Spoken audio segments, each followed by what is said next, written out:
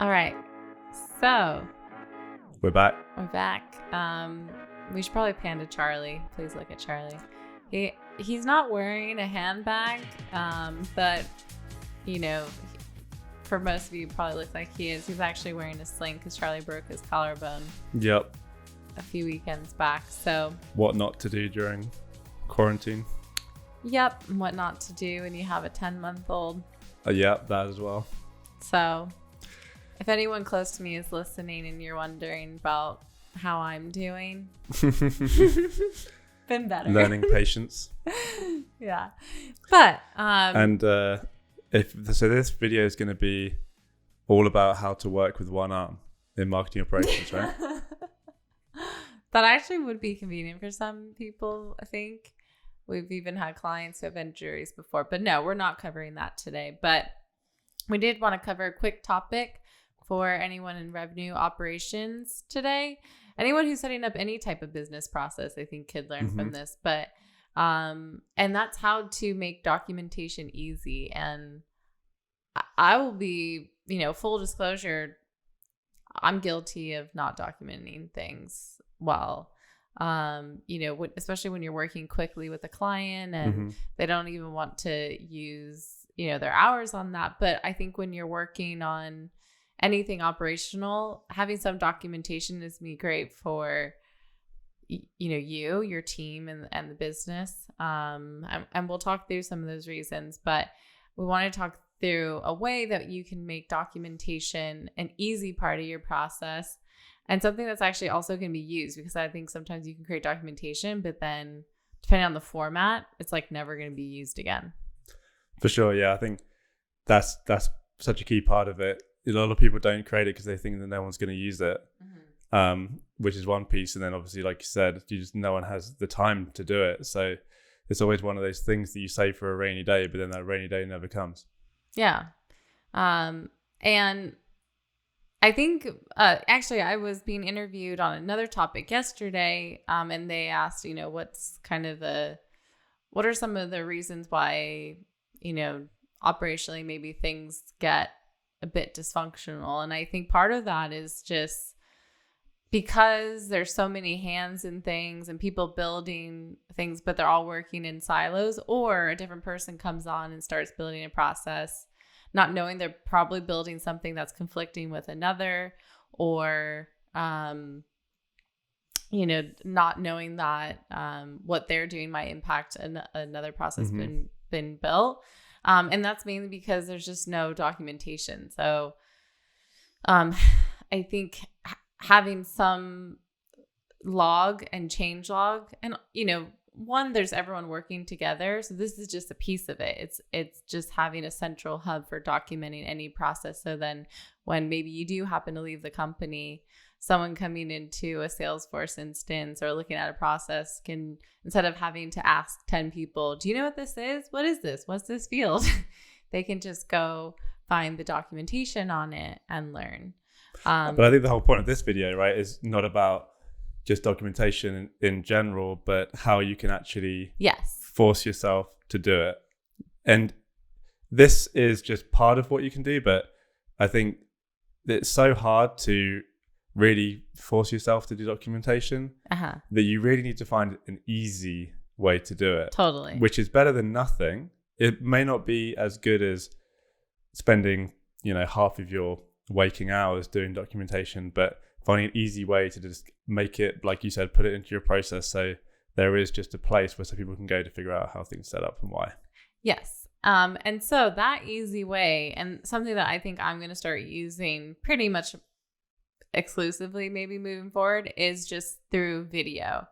And I think with all the easy and free tools we have for capturing screen share, creating video documentation is so much easier than actually like creating a document, writing out the steps. And at that point, some things take longer to document than you even created.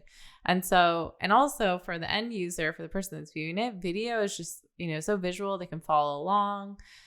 You can give context that maybe you can't give in a written format. And so documentation through video is really easy because, right as you're finishing something, right at the end, you can just quickly go through it, or even as you're building, you can document and piece out video pieces of it as well. But maybe your step before shipping out an operational piece and, letting people know you built something, you just create a quick video. And one of the tools that we use for screen capture is Loom, but honestly, you could even just, use your video chat, QuickTime, Zoom, and extract that recording and then put it into a repository where it can be found. And I think the thing I really like about this is that when you come up with to write something, once you've done something, you write it, you like proofread it, you try and perfect it, and you spend ages getting screenshots and dragging it in, and it just takes forever. So I think where this is excellent is that you just finish off whatever you're doing. Maybe you're just creating a formula field, or maybe you've just done a tweak to your lead life cycle, or maybe you've built all your lead life cycle and you want to document parts of it and why it was set up that way. As soon as you finish, go onto we like Loom. It's in the browser. You just click record. You just do the quick video, and it creates a link for the video. Go into a Google Sheet, put it in there. Maybe have a few columns with different tags and different categories. Boom, you're done. And now someone can access that easily. You don't have to go write something for ages, and you've got documentation. Obviously, having something written would be great too, but that's a pipe dream for a lot of people. Mm-hmm. Yeah. And I think a video in a few minutes comes down to a scroll of like 8 pages in a Word document. Mm-hmm. And if you think about what is going to scare someone more is that long Word document. So I think having the video, like you said, for the person who's actually going to view it is just a so much friendlier format. Yeah. And I mean, I've been learning some stuff around, audio production and stuff for this. And I go to YouTube, I go find how-to videos. I can put it on like 2 times speed, and I learn a ton. It's so much easier than like scrolling through long blog posts or long documentation and things like that. So I think for you, it's super easy to create that content and just record the video compared to written content. And then, like you said, for the person consuming it, they can really go through and understand things a lot quicker. Yeah. So I think to your point, as far as how you share the documentation, I think finding the best format that suits your business. You might have like your own repository somewhere that you share across, all of revenue operations. You might have a Google Sheet, like you said, where you can put in columns for the title, maybe what system it's a part of, what object it, the fields, and then tags, and then a link to the video.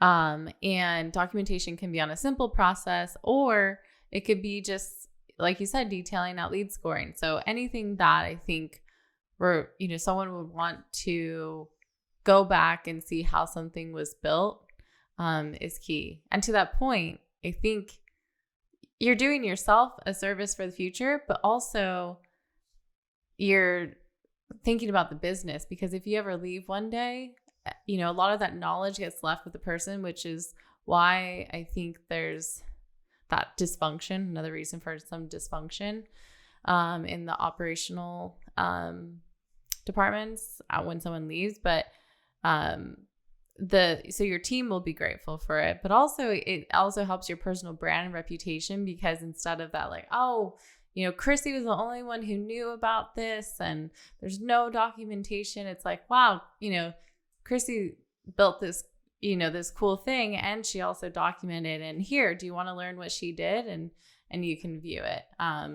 And that just helps you on the long run for people to be really grateful for what you did and actually think highly of you even after if you left the organization or stopped working with them.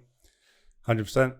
So yeah, I think you can apply this to anything. We've kind of touched on that, but to reiterate the point, big projects, you can create videos for those. Obviously, break it out into different shorter videos for people. But even if you're just like, I'm just going to just go tweak this one thing, right? Mm-hmm. Like kind of like a change log via video. I think you could add that to the documentation, as long as you have a way to either folder it or structure it in a Google Sheet that is easily searchable and categorized and easy to find. it's going to provide value to someone. Totally. All right. So, document your stuff, do a video, see how that works for you. Hopefully it becomes part of your process. And I think, you'll even maybe see other teams pick up the same thing, but see how it goes. And I think you'll really provide some value. So yeah, see you next time on Forward. See you next time.